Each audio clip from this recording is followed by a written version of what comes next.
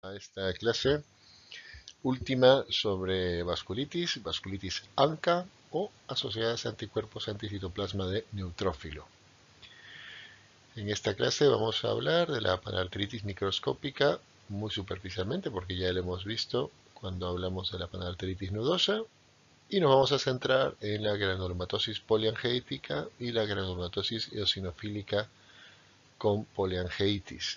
Estas dos entidades en el pasado sumamente divididas para fines académicos, nosotros lo vamos a estudiar como vasculitis ANCA y vamos a distinguir algunas diferencias entre ellas. En cuanto a las formas limitadas a un solo órgano, pues ya las hemos visto, aquellas donde la piel es predominante y que tienen relación con algunos con anticuerpos ANCA, pero que han sido vistos en la clase anterior.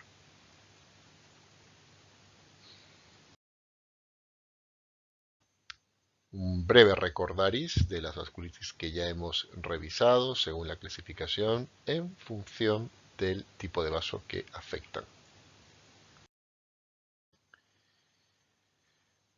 En cuanto a las vasculitis ANCA, todas son vasculitis necrotizantes, todas son sistémicas, todas o casi todas cursan con ANCAs positivos. Aquí el casi todas se refiere a aquellas vasculitis ANCA en la que los ANCA son de difícil detección, por lo tanto se consideran ANCAs negativos, pero en la actualidad ya se sabe que existen otras formas de ANCA que son más difíciles de objetivar por métodos convencionales, lo cual no niega que se trate de vasculitis ANCA. Las conocemos como vasculitis ANCA no P, ANCA no C, o vasculitis X, o vasculitis asociadas a anticuerpos anti-LAMP.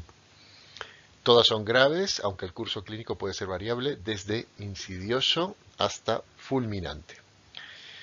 Las de curso insidioso suelen tener una predilección por las manifestaciones otorrinolaringológicas.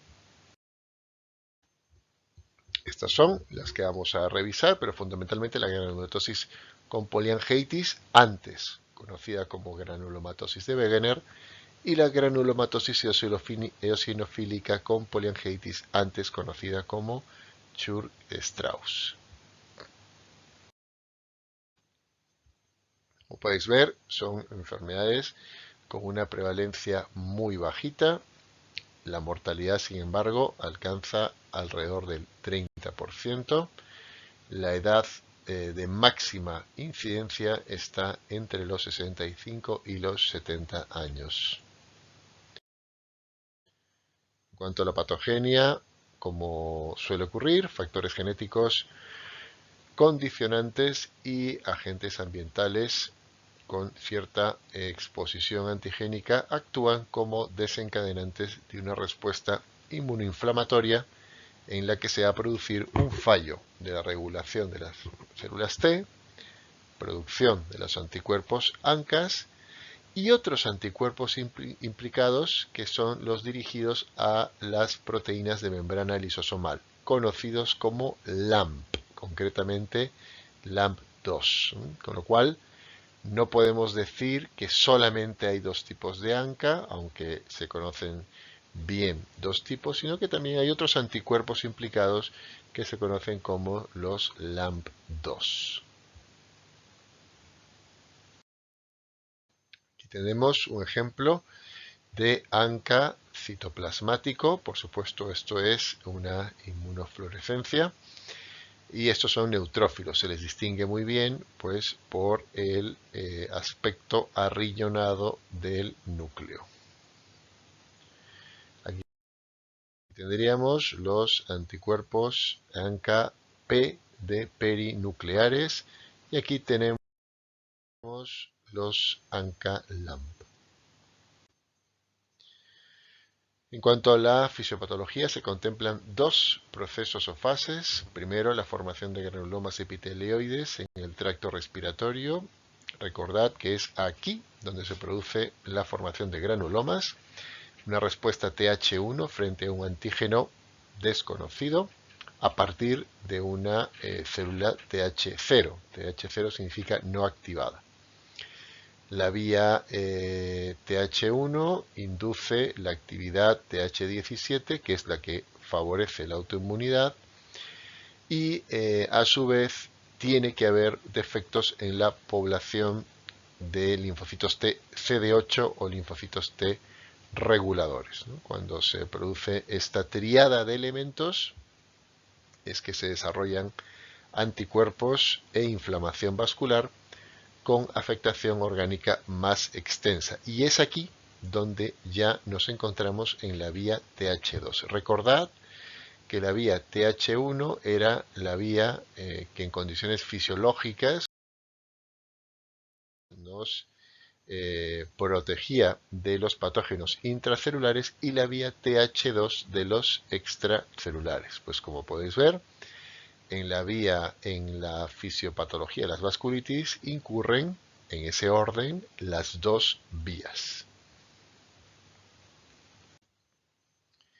Y aquí tenemos un esquema de la fisiopatología de la enfermedad. En primer lugar, tenemos a un neutrófilo no estimulado, pero que una vez que éste se encuentra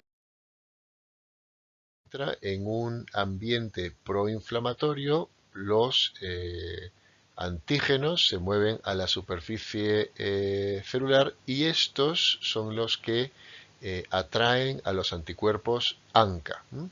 Ten en cuenta que estos antígenos normalmente se encuentran dentro del citoplasma, ya sea embebidos en el propio citoplasma o perinucleares, pero dentro del citoplasma. Bueno, pues en un ambiente proinflamatorio, estos antígenos se exponen a la superficie celular y se encuentran al alcance de los anticuerpos ANCA. Estos anticuerpos ANCA, a su vez, son el resultado de la activación de la vía TH2, que a su vez es el resultado de la ocurrencia de estos tres fenómenos que hemos comentado y que son a su vez nuevamente resultado de esa activación de la vía TH1 que se produce en los granulomas que originalmente se formaron en las vías respiratorias.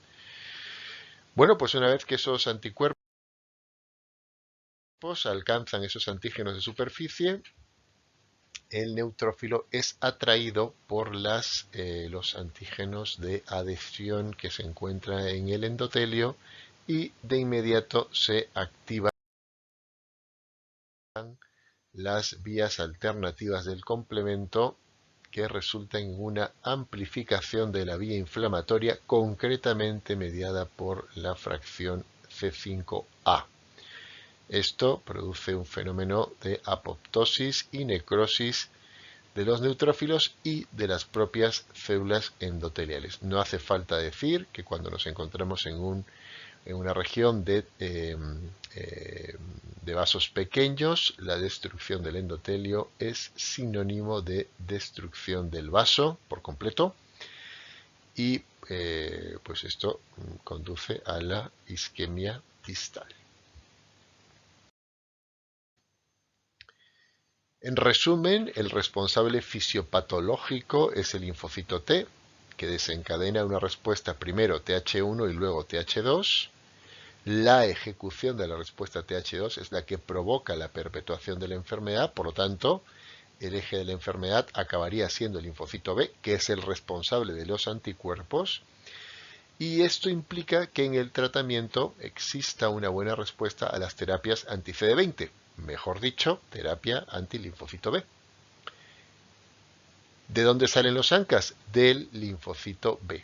¿Y de dónde salen estos linfocitos B? Pues estos linfocitos B están en las estructuras linfoide-like que se generaron como respuesta a la vía TH1 mediada por el linfocito T originalmente.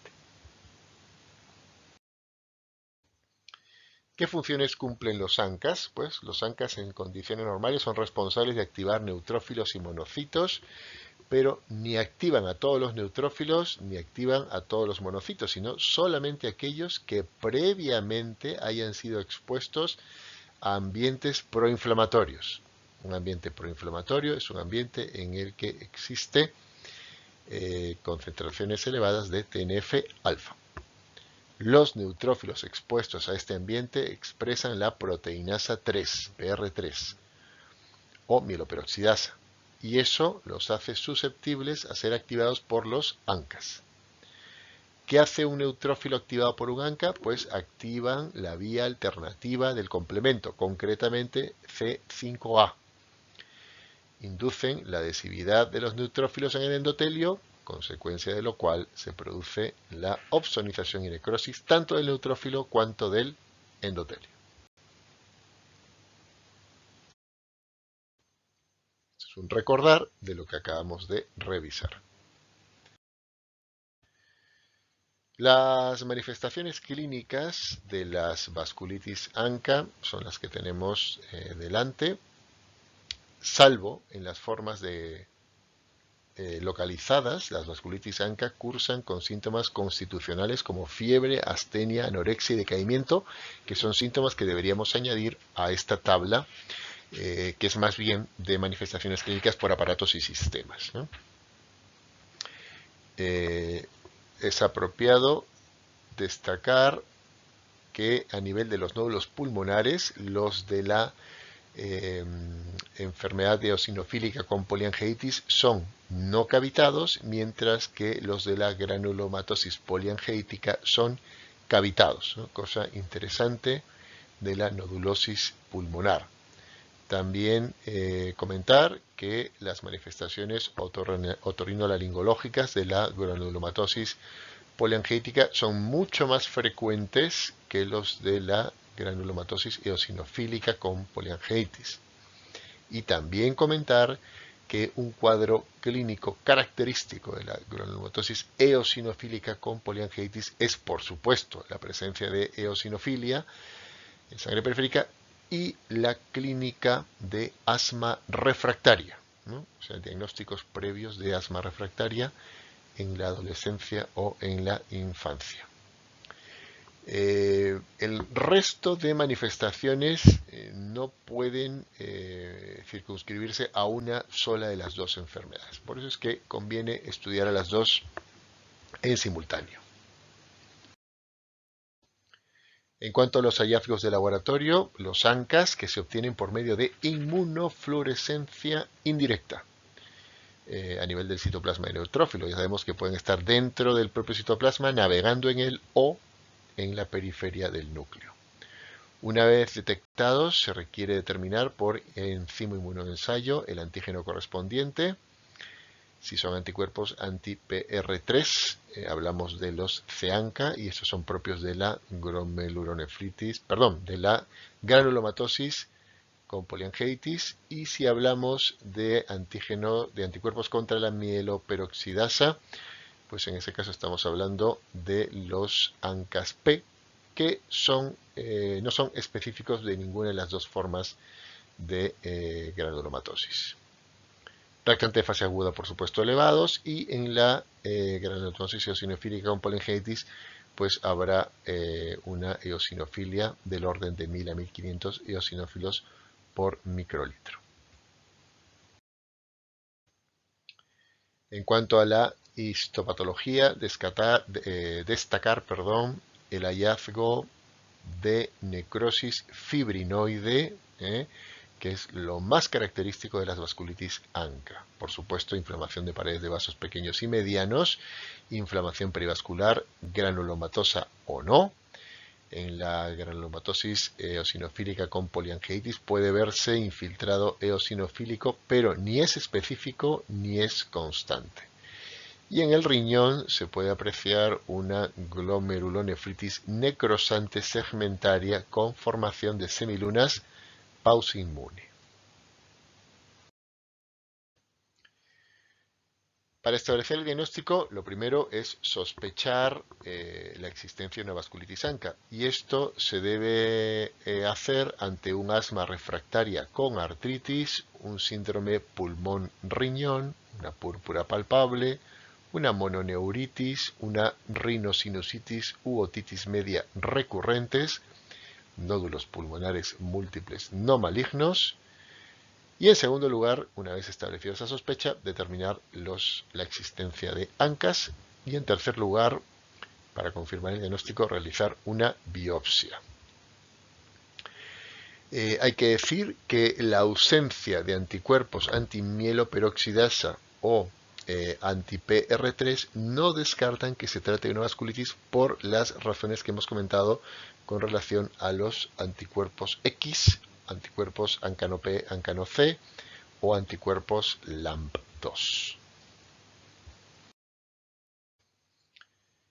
En cuanto a la determinación de ANCAS, comentar que los ANCA-C o ANCA-PR3 están asociados a la granulomatosis con poliangiitis, tanto la forma generalizada como la forma localizada. Sin embargo, también pueden aparecer en la granulomatosis eosinofílica con poliangiitis. Sin embargo, mucho más característicos de la por frecuencia de la granulomatosis eosinofílica con poliangiitis es, por supuesto, la presencia de eosinófilos en sangre periférica y, como podéis ver, también la presencia de ANCAS P o antimieloperoxidasa, que también se pueden encontrar en pacientes con granulomatosis poliangítica. Por lo tanto, y como podéis ver, los ANCAS, el tipo de ANCAS, sugiere ampliamente una forma de vasculitis que seguramente será reforzada por la clínica, pero no la definen. Para definirla, pues utilizamos la biopsia. Pero la biopsia, si bien es cierto, se puede realizar en cualquiera de estos órganos, es recomendable hacerla en una zona donde se combine alto rendimiento diagnóstico con baja invasividad. Y en ese balance sale beneficiada la biopsia del nervio sural. Por supuesto, antes de embarcarnos o embarcar al paciente en una biopsia de cualquier órgano, hay que preguntar por aquellos fármacos que pueden incluir vasculitis ANCA, como son la hidralazina, minociclina, propil, tiuracilo y el consumo de cocaína adulterada, ¿no? Estos fármacos pueden inducir una vasculitis ANCA. Entonces, si descartamos, por supuesto, que no estamos frente a esta situación, pues ya nos podemos encaminar en una biopsia. En cuanto al seguimiento de la enfermedad, aquí tenéis algunos scores que utilizamos en reumatología.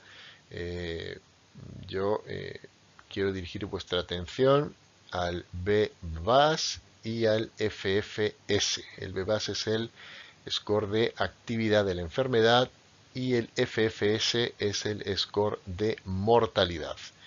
Five Factors Score, FFS.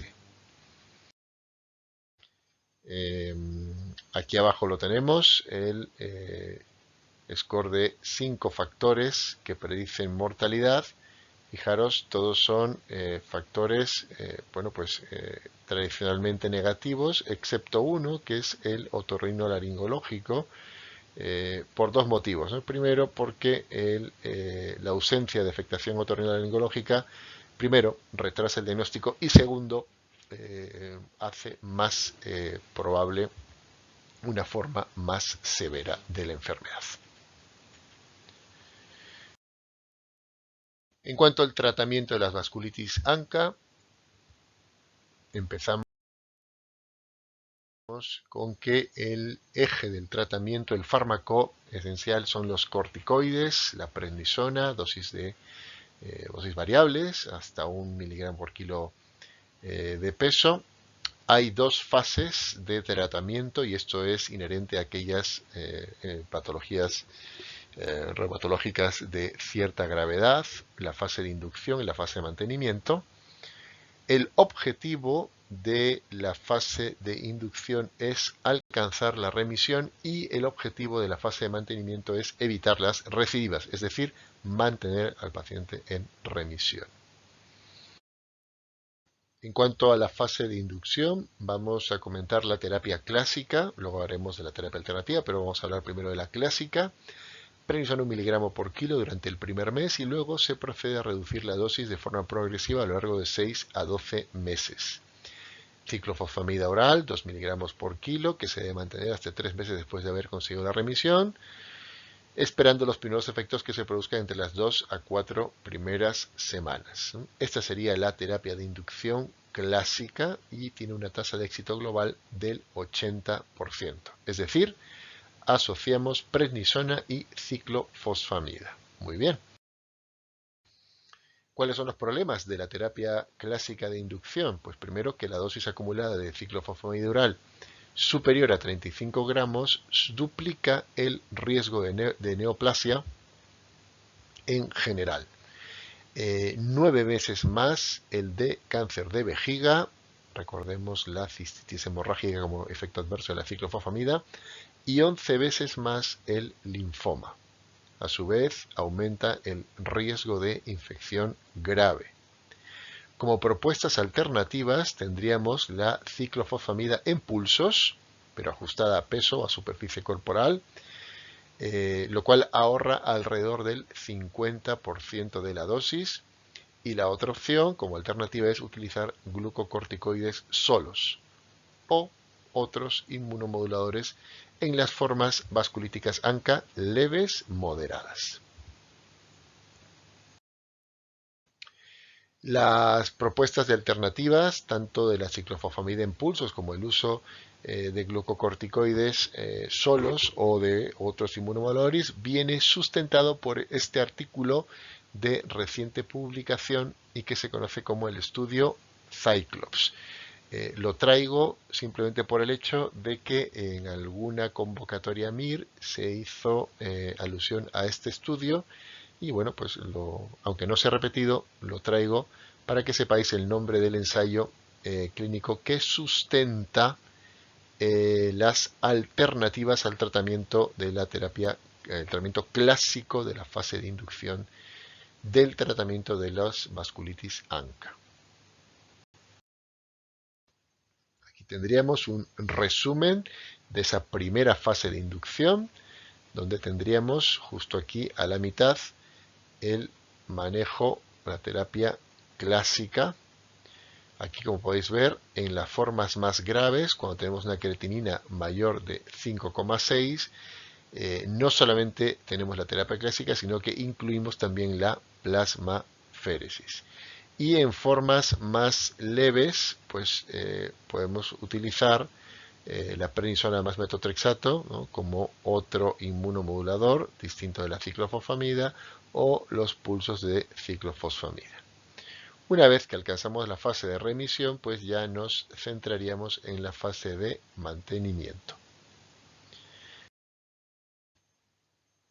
Hay que decir que las principales causas de mortalidad asociadas a vasculitis son la afectación renal y la afectación pulmonar. Mucho menos frecuente todas estas y desde luego las absolutamente infrecuentes como causa de mortalidad es la afectación musculoesquelética, que por otro lado es frecuente en general, artralgias, artritis, mialgias, pero no representa gravedad. Dicho eso, pasamos al tratamiento de mantenimiento, en el que el objetivo es mantener la remisión, minimizando la toxicidad del tratamiento. Hay que decir que nos encontramos en un escenario actual en el que más o menos la mitad de la vasculitis ANCA van a recidivar durante esta fase. En el caso de la granulomatosis con poliangeitis podemos llegar hasta el 80%. Las recidivas se producen cuando disminuimos el tratamiento inmunosupresor.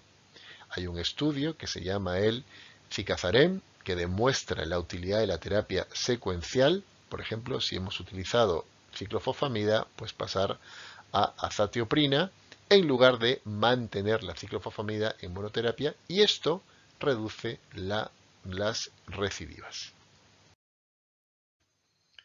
Más de un estudio se ha encaminado para elegir la mejor forma de terapia de mantenimiento y bueno, pues en la actualidad una de las recomendaciones más aplaudidas es el uso de azatioprina, y ya los digo, mediante este estudio antiguo del año 2003, Zika-Zarem. ¿Cuáles son los factores de riesgo de recidiva? Pues aquí tenemos los más trascendentales. Yo diría que uno de los más importantes es el hecho de haber tenido un brote previo. Y otro es el momento de cambiar el inmunosupresor, tener los ANCAs todavía positivos, ¿no? Porque esto denotaría que seguimos con actividad linfocito B. Para terminar, simplemente comentar que en las formas refractarias debemos en primer lugar asegurarnos que no nos encontramos ante procesos de secuelas, ¿no? O sea, valorar correctamente la actividad de la enfermedad. Lo segundo es probar una inducción oral, si es que previamente se utilizó la inducción parenteral por ciclos. Y en tercer lugar, ya si nos encontramos en un escenario desfavorable, pues valorar el uso de terapias anti-CD20 como el rituximab o el de inhibidores de la coestimulación o anti-CD80 como el abatacept. Muchas gracias por vuestra atención, como siempre. Cualquier inquietud o duda la podéis dejar en la sección de comentarios de este vídeo.